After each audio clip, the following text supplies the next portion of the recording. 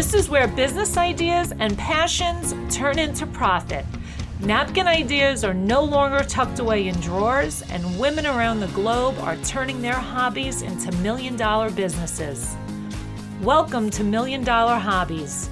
Here's your host, world-renowned jewelry designer and Shop HQ celebrity, Victoria Wieck. Welcome to another episode of the Million Dollar Hobbies. This week, we have an amazing guest, and her name is Martha Sullivan. And I just want to ask you, if you have started your business and things are clicking, you're finally getting some traction on your business, and it's growing, and you wish you could grow more, but it's growing.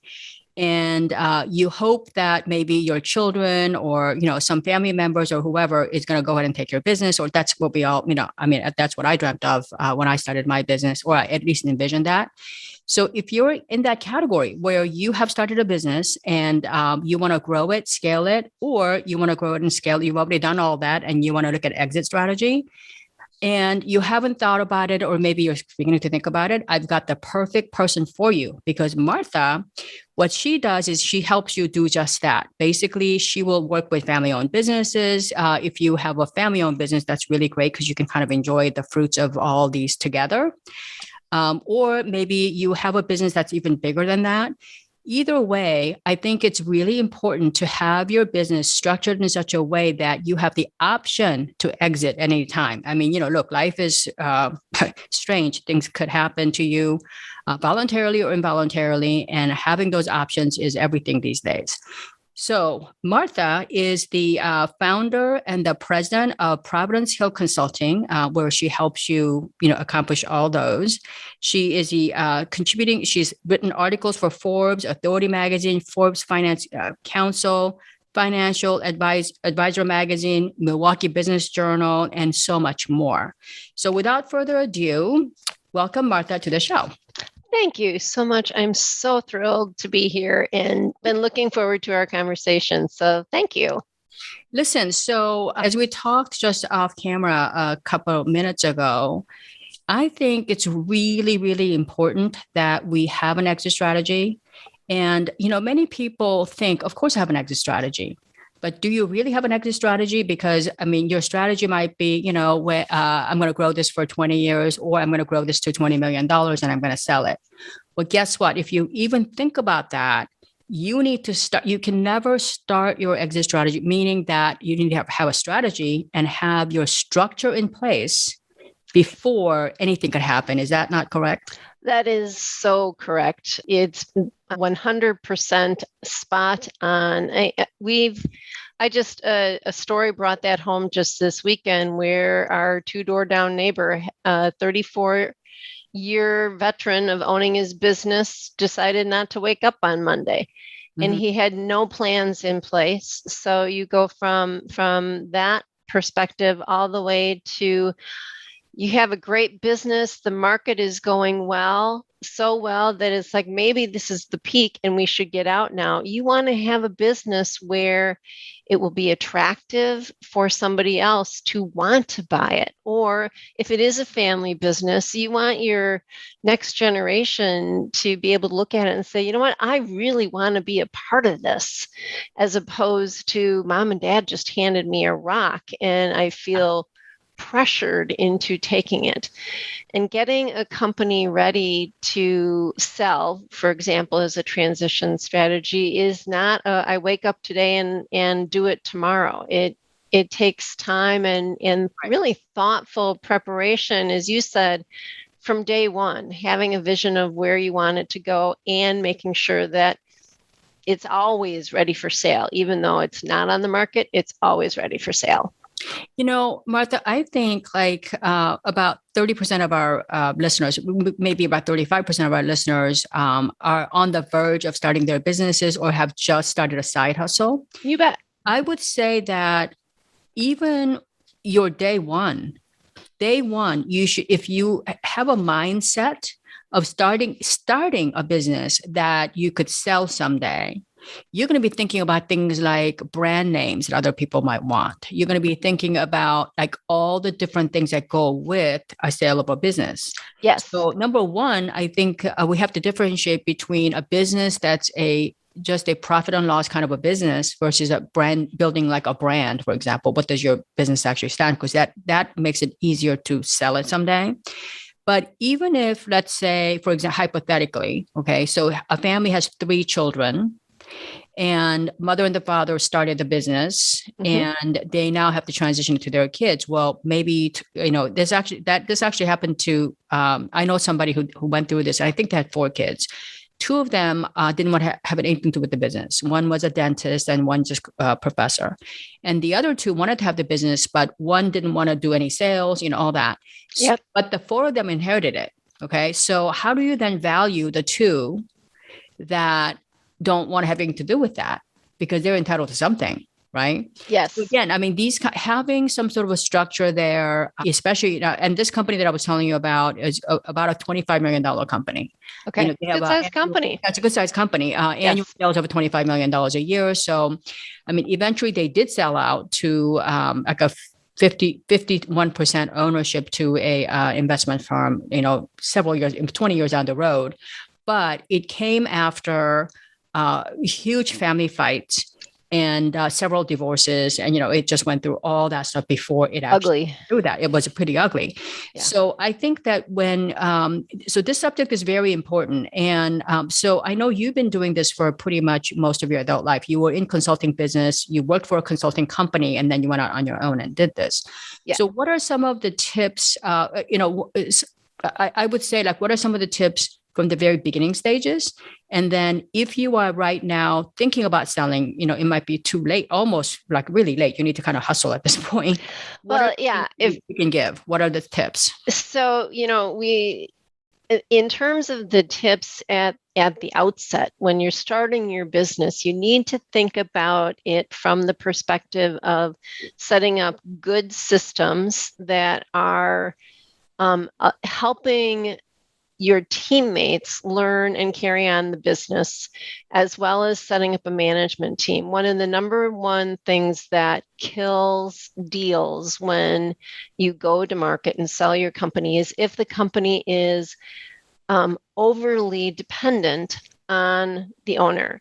Right. Meaning, all the relationships are with the owner, all the institutional knowledge, all of that sort of stuff. So you want to ideally get it to the point where the company can operate without you. And so I like to simplify it. Can you go on vacation? As a new business owner or entrepreneur, you probably don't feel real comfortable going on vacation, but your goal should be to get to the point where you could comfortably and confidently go on vacation, not just for a week. Any of us can shoehorn that in. But would you be comfortable going on a vacation for a month and know that the company is going to be able to function without you?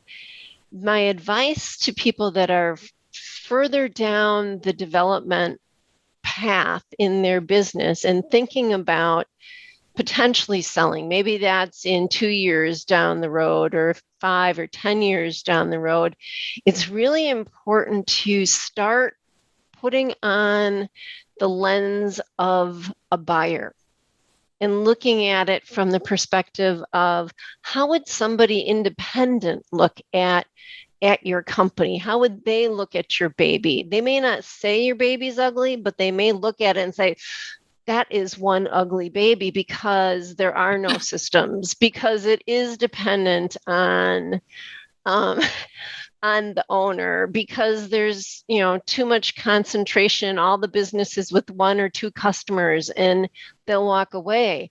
By putting on the lens and saying, would I buy my company today?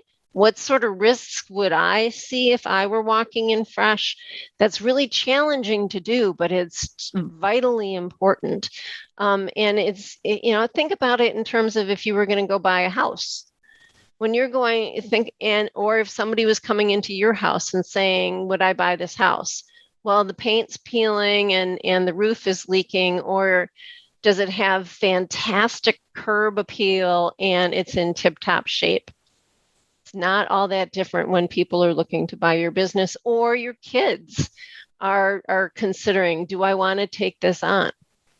Well, honestly, everything you said is something that you should do for your business, whether Every you're going to day. sell it or not, every single day. Number one, for example, having your business so heavily dependent on one or two customers, I mean, basically, they pretty much own you at that point. Absolutely. So, I mean, I would say that in my own consulting world, I tell small business owners not to take on a huge customer until you can be sure that no single customer is more than 15% of your business.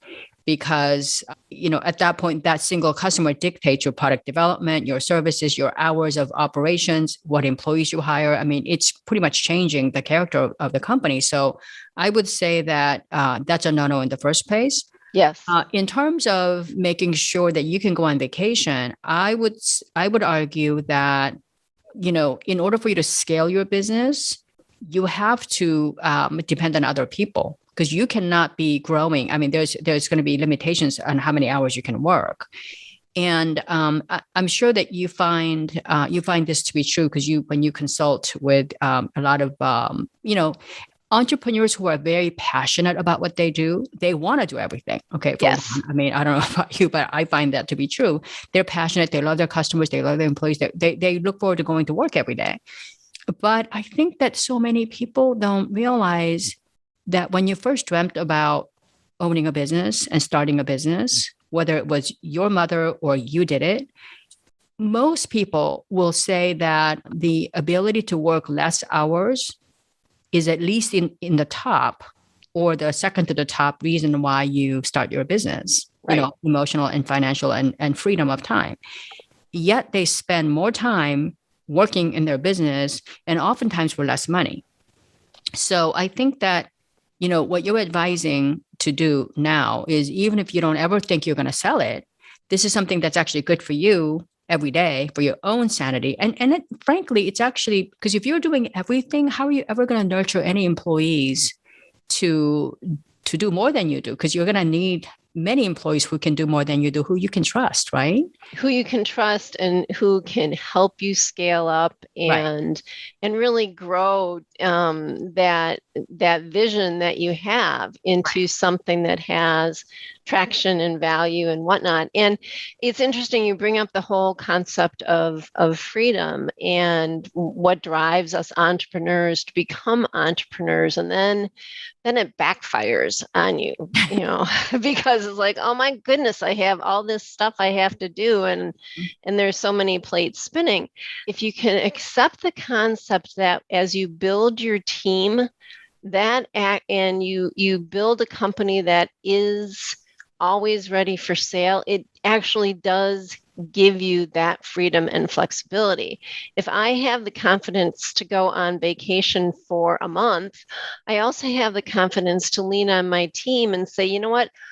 I started this business because I love doing this, but now I have to do this, this, this, and this. Well, now I have a team and I can get rid of that, this, and this. I'm going to focus on what I love and I do best. You guys focus on what you love and you do best, and we'll all be much better. Having the right focus on building that transferable company helps you get back to really achieving that daydream that every entrepreneur shares of that freedom and fun to build a business. So I'm sure that many listeners listening will agree with you on that, and will agree with you on the conceptual, the concept of working less, concept of building a team, concept of building trust in the employees, and to some degree to some customers as well. But how entrepreneurs, we're a very stubborn group of people, right? So we just don't know how to do it. Like, you got to be trained. I mean, look, entrepreneurs are, that's what drives entrepreneurs. Like I come from a family of 5 kids. I'm the oldest of the 5. A couple of my siblings will never, ever be an entrepreneur. They don't want to be one. They don't, if you dangle them $1 million an hour, they just wouldn't do it because it's not their life. They don't, Yes. they want, I've got a brother who's a lawyer. And he refuses to go start his own little practice. He wants to, work. He's a general counsel for a very large company. And then we got a couple of other kids who will never be able to clock in a day at work because she just can't handle like being told what to do. She can't handle like, the routine every day, the grunt work. Yep. So, but how would you advise an entrepreneur who understands it conceptually, but they can't do it? They don't know. They don't have the basic trust that in their employee. I'm not saying that they're going to steal from you or anything like that, but what happens if they screw up and, and my customer gets mad while I'm on vacation? Like, what do I do? And they have this anxiety. What advice do you have for that entrepreneur who wants to follow your advice? But I mean, other than, by the way, Martha has a workshop series, providencehill.com/millions. If you go to providencehill.com/millions, she's got, the little workshop series. You can get a little coupon or other free things. So, but Yes. Other than that, what, give us a couple of hints on. Sure. So to piggyback on the Finding True Value workshop series, what I teach entrepreneurs and business owners is to really understand and appreciate that to grow your company and grow a valuable company, you need to be balancing the rewards, like the revenues and the cash flow that you get from the business, with the risks in the business. Like, take that buyer's mindset again. Where are the risks? And what you're talking about with that anxiety is risk. Do I risk empowering my employee to do this stuff for me? And appetite for risk, entrepreneurs tend to be more risk accepting because you don't go into business for yourself without taking some risk. Yeah. But you also have we also have the tendency to do what I call in terms of white knuckling the golden goose. We hold on to our control. It's funny. So tight, yeah, that we choke it off. And you start small with your employees in terms of the risks that you take with them. So are you going to hand over the management of your best customer to your employee? Probably not right away. But are there some other customers that, sure, we all hate to lose a customer, but there are some customers, frankly, if my employee stubs their toe on, I either have a good enough relationship with the customer to prepare them and say, hey, I want you to have continuity in our relationships. I can't always be here. I'm bringing Junior along. Will you work with me on it? And so you take smaller risks where the stakes aren't as high. It gives you practice taking those risks and helps you build trust that your employee isn't going to drop the ball. At the same time, it helps building confidence and competence on the part of your employees so they can step into that larger customer relationship, for example. Yeah, I think, so what you're saying is that, trust your employees. I mean, you basically are saying you're minimizing risks by managing the risk. So, managing the risk. Yes. So, and I like that because I think that, I've had employees for a very, very long time. And I want to say my first employee I ever hired in 1989, she's still with me. And That's awesome. I've had a couple of them, retire, but employees are not mistake-free. You're not mistake-free.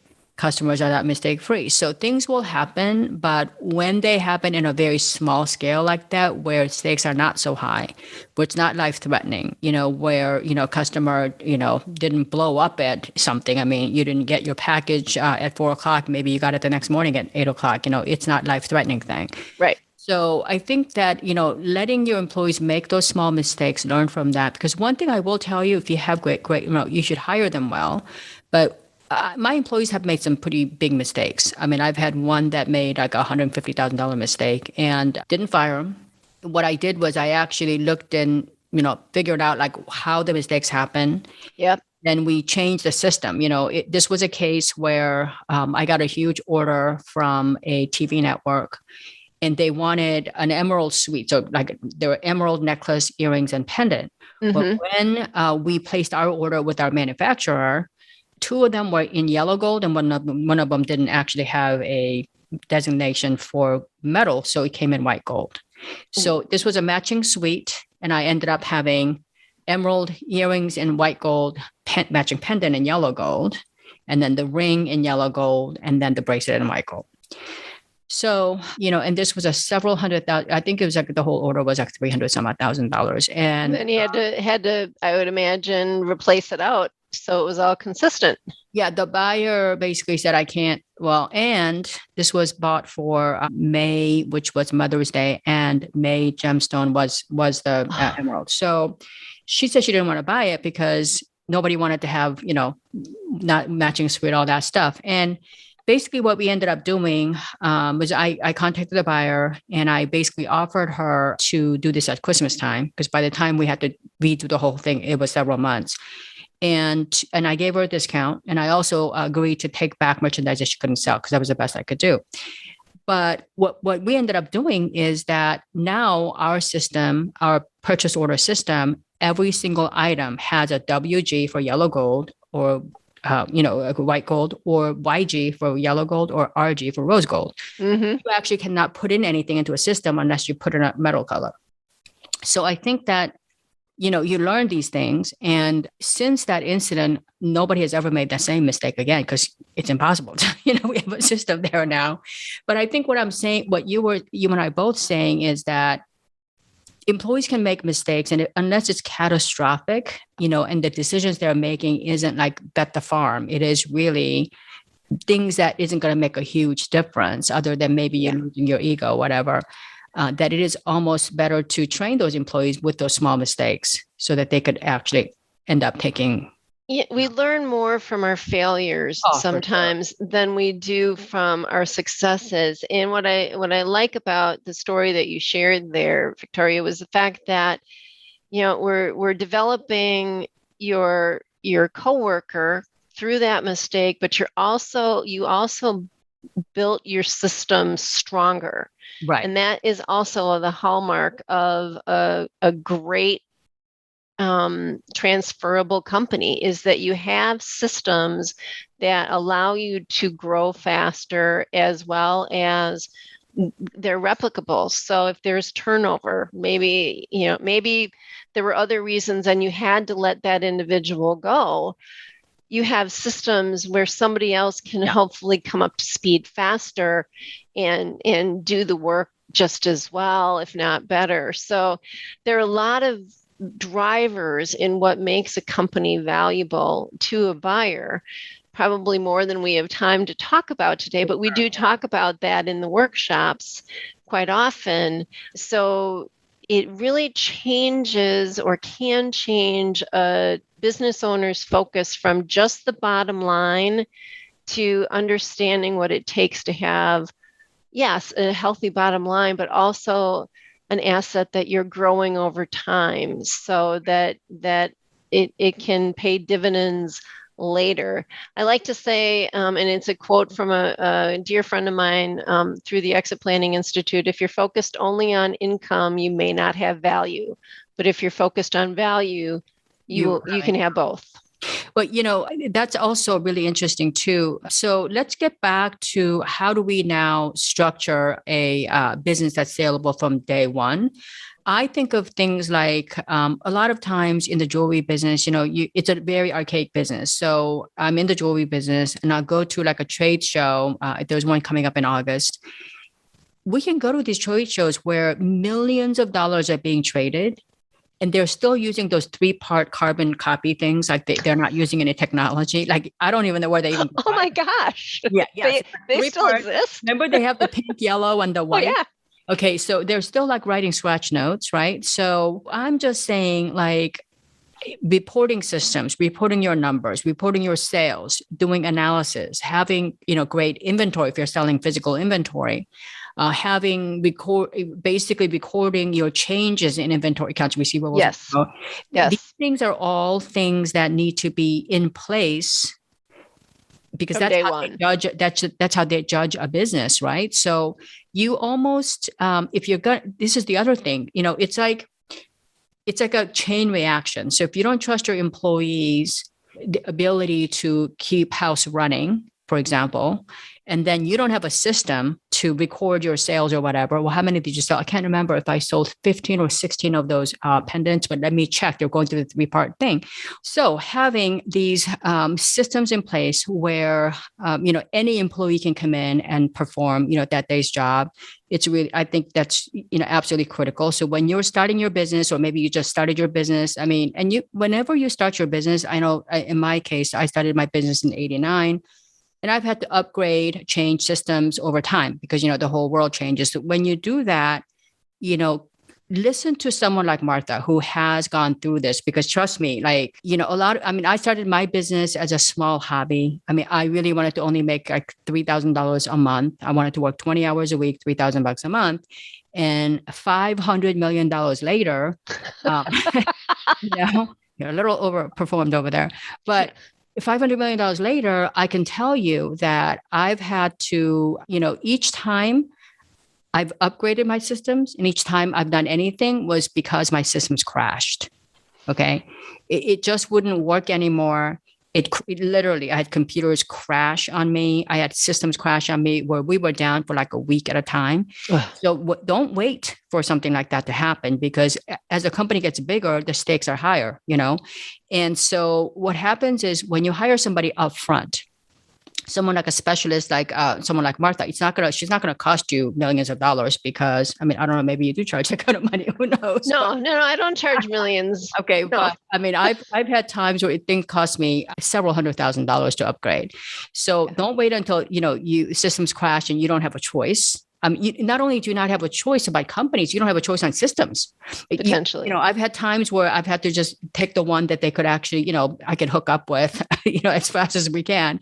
So, I think it's really important. And a lot of the things that you're preaching and you are advising are things that you really need in your own business anyway. Having employees that are competent and that you have confidence in is one thing. Same thing with having vendors that are competent and have, and confident. And also, listen, all customers are not the same. Some customers are going to work with you, grow with you, and they're going to matter when you sell your company. And some other customers are just there, they're a lot of trouble. But, and I've had customers that I got because nobody else wanted them. So you don't want that either. You know what I mean? No, that's not ideal. It came with, you don't want the whole portfolio to be that. So when we are talking about companies that's saleable, you want to look at all the pillars, your vendor system, your employee system, your customer system, and then the marketplace, overall. So, I think that everything that you've shared with me and with our audience today is all, very, very sound advice. And again, I know that if you are smart enough and you're adventurous enough to start a business, grow it, and you scale it, you're capable of doing anything. But I completely understand why, when starting a company is akin to giving birth, basically. You think about it, you nurture it, you give birth. And then, you feed it, you do everything 24/7. This is what entrepreneurs do. So if you want to detox from the entrepreneurship, the sort of 24/7. Yeah, 24/7, the pitfalls of the entrepreneurship, go find someone. If it's not Martha, it's somebody like her who actually will teach you how to. And, it's really a shame that we have to talk about this being an exit strategy, because it's also a growth strategy. It is. An exit strategy ultimately comes down to, it's just simply good business strategy. It's doing the right thing for your business so that it is sustainable. The Exit Planning Institute shares the statistics that there is a 1 in 2 chance that 1 in every 2 business owners will be forced from their ownership because of death, divorce, disability, disagreement, and distress. And so that's one of the reasons why I'm so passionate about having good systems in place. So having your management team, having financial statements that are current and accurate and a valuable management tool, all these different factors, because from day one, we're trying to build and we're giving birth to that baby, and we want it to be beautiful. We want it to be attractive and go on to live a wonderful life after, they hit 18 and checkout time is come and gone, and it's time for it to go someplace else or for us to go do something different. Right. It's not always retirement. It could be growing a business to flip it and then move on to your next adventure. All of these principles come into play. It really is a matter of executing good business strategy and having the systems in place to make that happen. Systems determine performance, period. Yeah. So, I agree with you, Victoria. Very much I agree with you 100%. So, Martha, how do people find you if they want to have a deeper conversation? Because let me tell you, this conversation is pretty deep. It is pretty deep. Yeah. So the easiest way to get in touch with me is to visit our website, www.provenancehill.com. I also have a blog there and that will also link to In Business Magazine, ibmadison.com, where I have a blog. Exit Stage Right is the name of it as well. So those would be ways to connect with me. And if you're interested in the Finding True Value workshops, check out www.provenance.hill.com/millions. And if you use the coupon thank you code of Victoria, that will give you a 20% discount as my way of saying thank you to you, Victoria, and your audience. This has been a delightful conversation. Well, thank you. And we're going to link all that there's going to be a blog post for this episode. And if you're listening to us just on audio, go check out our YouTube channel. It's got all kinds of really great, lessons from not only from Martha, but a lot of other really talented people as well.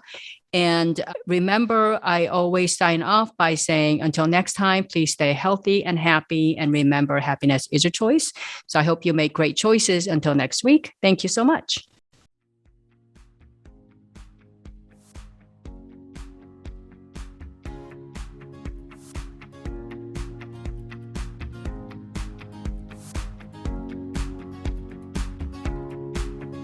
You've been listening to Million Dollar Hobbies, where we turn dreams into reality and passion into profit.